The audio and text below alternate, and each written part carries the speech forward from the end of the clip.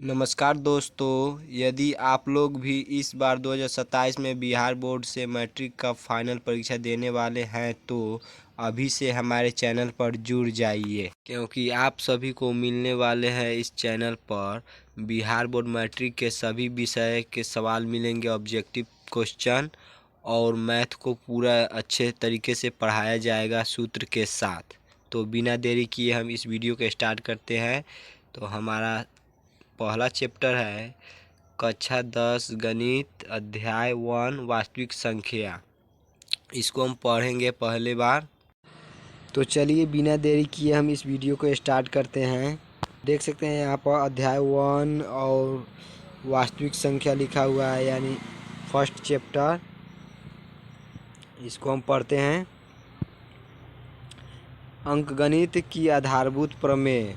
किसी भी भाज्य संख्या n को अभाज्य संख्याओं के गुणनफल के रूप में लिखा जा सकता है। इसको अब हम नीचे उदाहरण से समझते हैं। यहाँ पर आप उदाहरण देखकर समझ लीजिए। 140 जो है ना, वो भाज्य संख्या है। ये भाज्य संख्या है और इसको अभाज्य संख्या के रूप में लिखा गया है। यहाँ पर लिखा गया है अभाज्य संख्या के रूप में 2 गुने 2 गुने 5 गुने 7 बराबर। इसको हम ऐसे लिख सकते हैं, 2 दो बार आया है तो 2 का स्क्वायर चढ़ा सकते हैं। फिर गुने 5 एक बार है तो 5 का 5 रहने देते हैं। फिर 7 का 7 एक बार है। ये हमारा इसका अभाज्य संख्या हो गया। ऐसे हम अभाज्य संख्या निकाल सकते हैं, भाज्य से अभाज्य कर सकते हैं। फिर नीचे हमारा सूत्र है, इसको आप कॉपी में लिख लीजिएगा सूत्र को। HCF और LCM के सूत्र यहाँ पर देख सकते हैं। HCF AB गुने LCM AB बराबर A गुने B। ये है, ये हमारा सूत्र हो गया। भिन्न के लिए अब देखते हैं सूत्र क्या है। ये हमारा भिन्न के लिए सूत्र है। भिन्न अगर HCF निकालना रहेगा तो अंशों का HCF बट्टा हरों का LCM कर देंगे तो हमारा HCF निकल जाएगा। फिर LCM निकालना रहेगा, अगर अंशों का LCM बट्टा हरों का HCF, ऐसे करेंगे तो हमारा LCM निकल जाएगा। फिर हम आगे पढ़ते हैं। अपरिमेय संख्या को सिद्ध करना। √2, √3, √5, √7, √11 आदि अपरिमेय संख्याएं हैं। प्रमाण विलोम प्रमाण से ये देख लिए आप अपरिमेय संख्या ये सब। फिर ऊपर करते हैं, 4 नंबर में पढ़ते हैं क्या है। परिमेय संख्या का दशमलव रूप p/q के रूप की संख्या का दशमलव शांत होगा अगर q बराबर 2 का पावर m गुने 5 का पावर n के रूप में हो, नहीं तो अशांत आवर्ती दशमलव होगा। इतना आप समझ गए। सभी सूत्र को इस्तेमाल करके इसका ऑब्जेक्टिव क्वेश्चन बनाते हैं। फिर नीचे सवाल पढ़ते हैं। 1 नंबर का क्वेश्चन है हमारा, 6 और 20 का HCF गुने LCM बराबर है।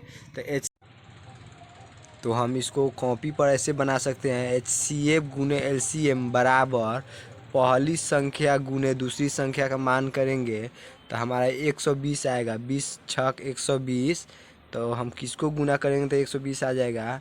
तो हमारा पहला ऑप्शन सही हो जाएगा, क्योंकि 6 गुने 20 यानी हमारा 120 आंसर आ जाएगा। फिर हम अगला सवाल देखते हैं। निम्न में कौन अपरिमेय संख्या है? तो हमारा 0.25 परिमेय संख्या है। फिर ये भी परिमेय संख्या है। √9 ये परिमेय संख्या है। √8 का तो वर्गमूल 2 भाग में करेंगे तो 4 का निकल जाएगा, फिर 2 रह जाएगा। तो ये हमारा अपरिमेय संख्या, ये हमारा सही हो जाएगा ऑप्शन। फिर अगला सवाल पढ़ते हैं। देखिए इसका √8 आंसर दिया हुआ है। 96 को अभाज्य गुणनखंडों में लिखने पर मिलेगा। तो आप इसको करके देख लीजिएगा, भाज्य गुणनखंड विधि से बदल लीजिएगा और देख लीजिएगा कौन सा आंसर है। इसका आंसर हो जाएगा हमारे पास बी वाला। गुणनखंड करेंगे तो आप करके देख लीजिएगा इतना आता है या नहीं।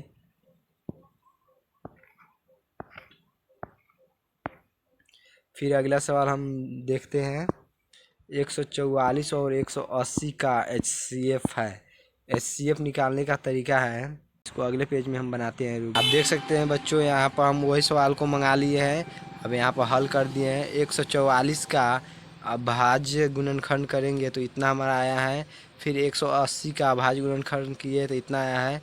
फिर HCF में कॉमन लिया जाता है, यहाँ से हम 2 का स्क्वायर कॉमन किए हैं तो ये वाला हट गया है।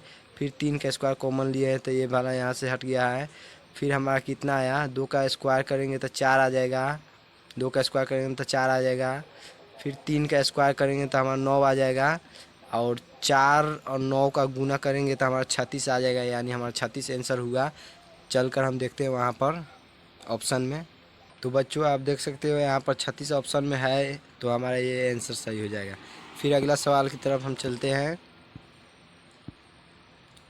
यहाँ पर देख लीजिए, अगला सवाल है हमारा 22/7 का दशमलव प्रसार कैसा होगा। तो ये हमारा 2-5 रहता तो शांत होता, तो ये हमारा शांत नहीं है। 2-5 नहीं है तो अशांत आवर्ती होगा, यही हमारा सही हो जाएगा। बच्चों यहीं तक हम इस वीडियो को समाप्त करते हैं। बाकी हमारा वीडियो कैसा लगा, अगर अच्छा लगा हो तो लाइक सब्सक्राइब करें और अपने दोस्तों के पास शेयर करें ताकि वो भी देखकर समझ सकें। अब बाकी कमेंट में पूछते रहिए, जो सवाल में आपको डाउट लग रहा हो वो सवाल कमेंट में लिख दीजिए, हम फिर से समझा देंगे आपको। तब तक मिलते हैं अगले क्लास में।